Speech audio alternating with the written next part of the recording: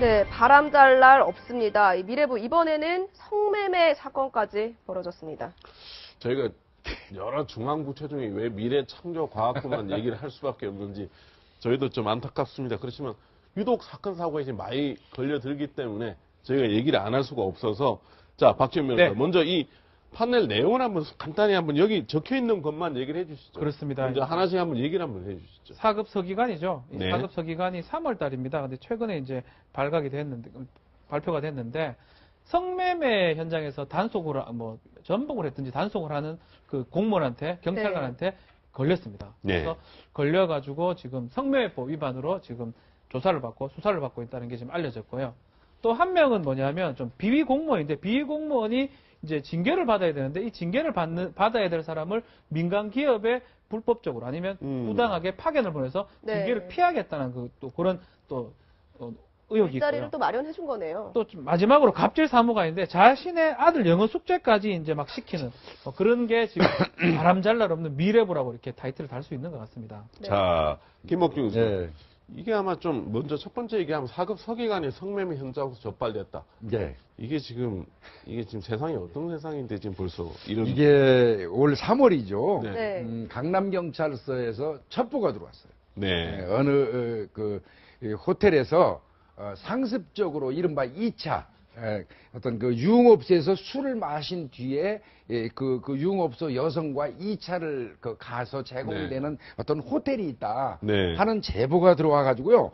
경찰에서 이 호텔을 중심으로 해서 이제 잠복 근무를 하고 있었어요. 네. 그 당일날 이제 미래부 4급 서기관이 포함된 2명 하고 이 여성 2명이 성매매를 하다가 현장에서 적발돼서 통보가 됐던 그런 상황이에요. 네. 이어서 손정혜 변호사, 지금 이 미래부가 감사 대상이라서 휴직 중인 공무원을 인사혁신처에 추천하면서 또 해당 기관에는 감사를 받고 있다는 사실을 알리지 않았어요. 제 식구 감사기죠. 예, 홈쇼핑 재승인 과정에서 업무를 제대로 처리하지 않아서 현재 징계가 유력한 사람이라고 합니다. 그런데 이런 사람들을 그 민간 휴직 제도, 민간 근무 휴직 제도를 통해서 다른 곳에 소위 말하면 취직을 시켜준 거죠. 징계를 앞두고 있는 사람을. 만약에 이런 징계가 앞두고 있고 감사 지적을 받은 사람이라고 한다면 여기에 보내지 않았을 가능성도 있습니다. 그렇죠. 그래서 인사혁신처도 이런 감사 여부를 우리한테 알려주지 않았다. 결국은 미래부가 자기 소속 직원이 징계를 받을 위기가 있음에도 불구하고 이것을 다른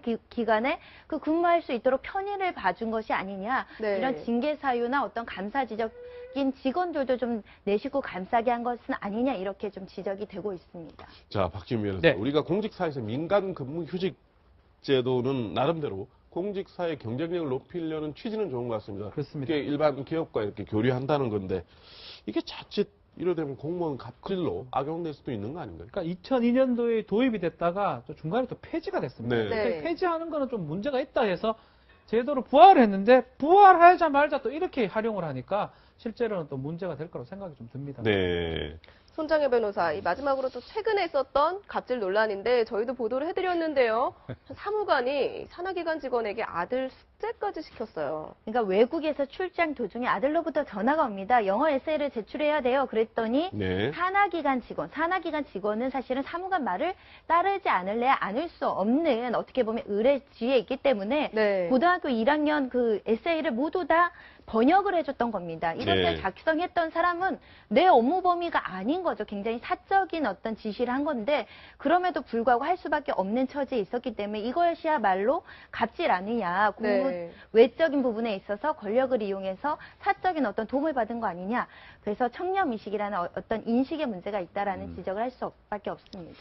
자, 박희민 좀 미래부도 뭐 할 말이 왜 없겠습니까? 그렇죠. 지금 최양희 장관이 오고 나서 좀 더 일이 일어나는 것 같고 그래서 최 장관이 이제 직원들한테 보내는 손수 편지를 써가지고 보냈습니다.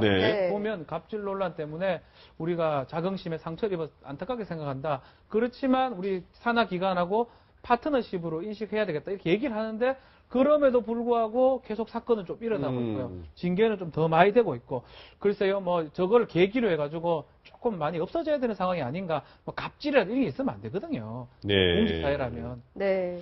그런데 손정혜 변호사, 지금 하필 또 최 장관 취임한 이후에 이 징계 의결이 요구된 공무원이 38명이나 된다고 하죠. 많이 늘고 있다라는 것이요. 가장 중요한 건 금품 향용 수수가 10명이나 됩니다. 그런데다가 부하직원을 폭력한 사건도 6명이 되는데요. 문제는 이렇게 징계 발생 사유는 증가하는데 문제는 실제로 징계 처분한 거는 늘지 않는다는 거죠. 네. 말하자면 잘못을 하는 사람은 많은데 실제로 이거에 대해서 처벌하거나 제재한 사람들은 별로 변동이 없다라는 것은 봐주고 있다, 선처해주고 있고 조직 내에서 이런 문제가 발생했을 때 그 축소하거나 징계 처리를 하지 않음으로써 조금 더 도덕적 해이를 조장하는 거 아니냐. 무슨 잘못을 했을 때 그에 합당한 징계 처분이 이루어져야 된다. 네. 앞으로는 좀 이런 징계건에 대해서 하나하나 제대로 검토해서 혹시 너무나 솜방망이 처벌한 것은 아닌가 이런 걸 검토해야 될 것 같아요. 그런데요, 장관이 새로 바뀌면 그 징계 건수가 느는 게 긍정적일 수도 있어요. 네. 그거는 그만큼 능동적으로 찾아가지고 일단은, 기강을 잡는다는 의미도 있는데요. 네. 문제는 이제 이 경우는 이제 최양희 장관님이 오신 다음에